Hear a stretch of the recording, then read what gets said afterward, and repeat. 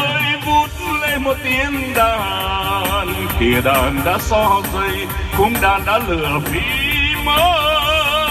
Đất nước mình xôn xao niềm vui đang nở rộ, bình minh chiến thắng gieo vang, xuân về non nước mênh mang. Đời sống mênh mang giữa trời, tay em bưng ngọn đèn, em ke ngọn gió, anh nâng mâm trổ, em chuốt nắng vàng. Đường vui nay bước thanh thang, tâm hồn lòng gió em ơi, xây đời mộng ước tương lai.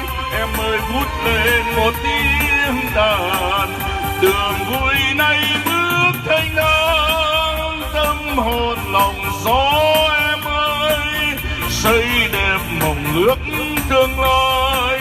Em ơi vút lên một tiếng đàn.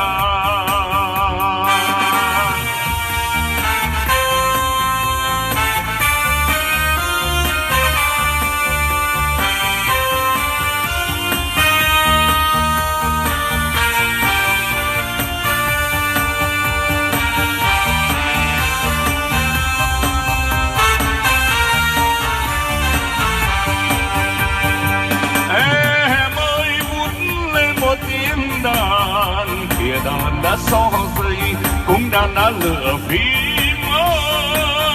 Đất nước mình xôn xao niềm vui đang nở rộ, bình minh chiến thắng gieo ca, xuân về non nước bao la.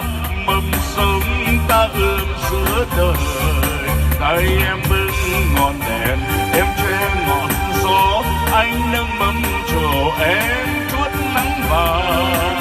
Đường vui nay bước thanh thang, tâm hồn lòng gió em ơi, xây đời mộng ước tương lai. Em ơi vút lên một tiếng đàn, đường vui nay bước thanh thang, tâm hồn lòng gió em ơi, xây đời mộng ước tương lai. Em ơi vút lên một tiếng đàn, em ơi vút lên một tiếng đàn.